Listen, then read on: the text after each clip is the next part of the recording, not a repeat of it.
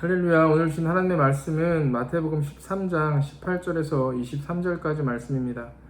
같이 한 목소리로 읽겠습니다. 그런즉 씨 뿌리는 비유를 들으라. 아무나 천국 말씀을 듣고 깨닫지 못할 때는 악한 자가 와서 그 마음에 뿌려진 것을 빼앗나니 이는 곧 길가에 뿌려진 자요. 돌밭에 뿌려졌다는 것은 말씀을 듣고 즉시 기쁨으로 받되 그 속에 뿌리가 없어 잠시 견디다가 말씀으로 말미암아 환난이나 박해가 일어날 때에는 곧 넘어지는 자요. 가시떨기에 뿌려졌다는 것은 말씀을 들으나 세상의 염려와 재물의 유혹에 말씀이 막혀 결실하지 못하는 자요. 좋은 땅에 뿌려졌다는 것은 말씀을 듣고 깨닫는 자니 결실하여 어떤 것은 100배, 어떤 것은 60배, 어떤 것은 30배가 되느니라 하시더라. 아멘. 네, 오늘은 내 삶의 천국을 건설하라 라는 제목으로 말씀을 전하도록 하겠습니다. 많은 분들과 이야기를 나누다 보면 크리스천이건 예수님을 믿는 자건 믿지 않는 자건 동일하게 하는 말들이 있습니다.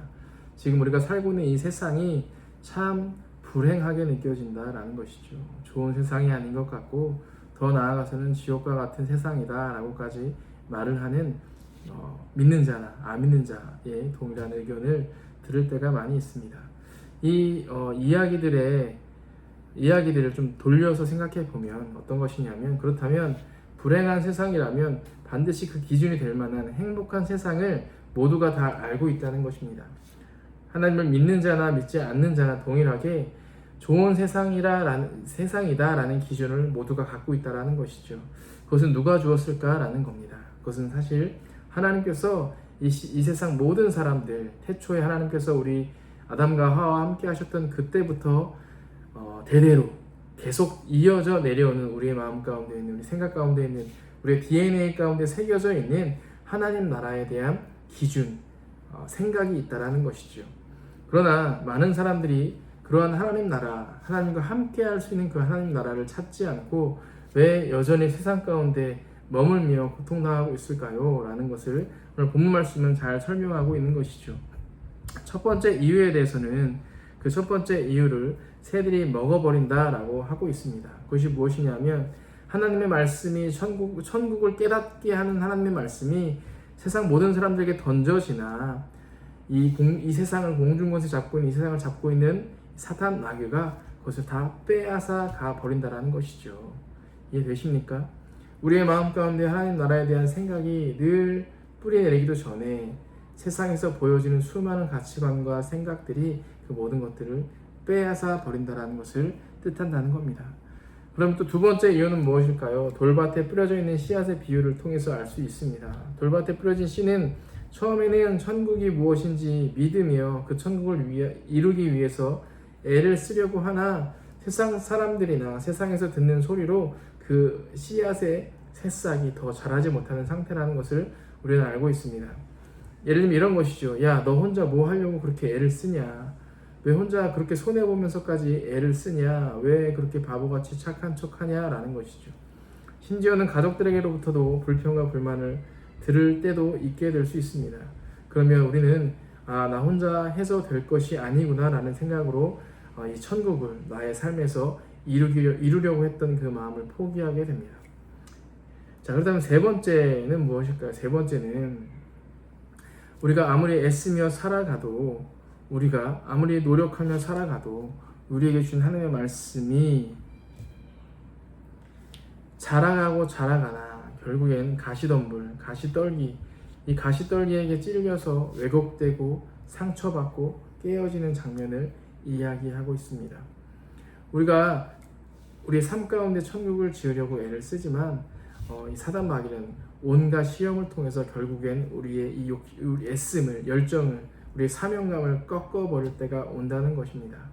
그렇게 되었을 때 우리는 그것에 막혀서 더 힘을 내지 못하고 결국 우리 안에 있던 이 씨앗으로부터 나온 뿌리까지 말라버리게 되는 것이죠. 사랑하는 성도 여러분, 그럼에도 불구하고 우리는 하나님 나라를 우리의 삶에 건설하는 데 애써야 합니다. 본 말씀을 통하여서 우리가 이 땅에 천국을 건설할 수 있는 방법을 좀 살펴볼까요? 제가 예전에 했던 일들이 있었습니다. 늘 가던 길이었었는데 그 길에 우리가 신호를 한 번만 어기면 다음 신호가 계속 초록불이 되어져서 적어도 한 5분 이상은 빨리 갈 수 있는 신호가 있습니다. 저도 예전에는 그 신호를 무시하고 그냥 간 적도 있었는데요. 어느 날 되게 굉장히 죄책감이 들더라고요. 그래서 제가 먼저 신호를 지켰습니다. 그런데 한 대, 두 대 신호를 지키는 차가 저를 시작으로 한 대, 두 대 늘기 시작하더니 언젠가는 거의 모든 차들이 신호를 어기지 않고 주차 라인, 정지선에 모두가 다 멈춰져 있는 장면을 경험한 적이 있습니다. 사랑하는 성도분, 이것이 뭘 뜻하는지 아시겠습니까? 우리는 내가 혼자 해서 무엇이 되겠는가 라는 생각을 할 수가 있겠으나 그게 한 명이 되고 두 명이 되고 세 명이 되고 네 명이 되었을 때는 그 힘이 되게 되어지는 것을 경험해야 한다는 것입니다. 적어도 우리 교회는 혼자가 아니죠. 목사인 제가 먼저 하고 성도인 여러분들이 한 번씩 같이 힘을 내어줘서 우리가 우리의 삶 가운데 세상이 말하는 가치에 따른 행복한 세상이 아니라 결국엔 불행을 느끼게 하는 그러한 세상이 아니라 하나님께서 말씀하신 하나님의 말씀 위에 세워진 하나님의 나라를 우리가 먼저 경험할 죄송합니다. 우리가 먼저 느낄 때, 그리고 우리가 함께하게 될 때, 우리 교회가 그런 하나님 나라로 세워질 때 결과적으로는 그 하나님 나라와 같은 교회가 점점 늘어나게 될 것이고요. 우리 세상 가운데 하나님 나라가 점점 확장되어지는 은혜가 있음을 믿으시길 소원합니다. 믿음으로 노아는 방주를 지어서 자신들의 천국을 이 땅 위에 새로 만들어 놓았고, 천국의 씨앗을 발견한 아브라함은 하나님의 구원 사역을 이루는 천국을 이 땅 위에 세워 놓았으며, 믿음으로 다윗은 자신이 건설하는 천국을 비웃고 있었던 골리앗을 돌멩이 하나로 쓰러뜨렸으며, 우리 구주 예수님께서는 그러한 바보의 삶을 통해 우리에게 천국을 허락하셨음을 믿으시길 소원합니다. 사랑하는 성도 여러분, 나부터, 그리고 우리 교회부터, 또 우리 가정부터 이 땅 위에 천국을 건설하셔서 결국엔 이 땅 수많은 사람들이 조금 더 많이 하나님 나라를 경험하며 그 안에서 살아갈 수 있기를, 그 일에 우리가 사용되기를 주님의 이름으로 간절히 축원합니다. 기도하겠습니다. 거룩하신 아버지 하나님, 감사합니다. 오늘 주신 귀한 말씀을 통하여서 우리가 우리의 삶 위에 지지 않고 천국을 건설하게 도와주시니 감사합니다.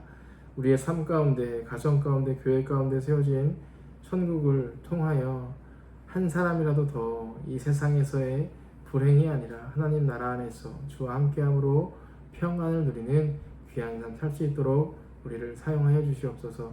감사드리며 예수님의 이름으로 간절히 기도합니다. 아멘. 네, 끝까지 온전한 예배 잘 들으시길 바랍니다.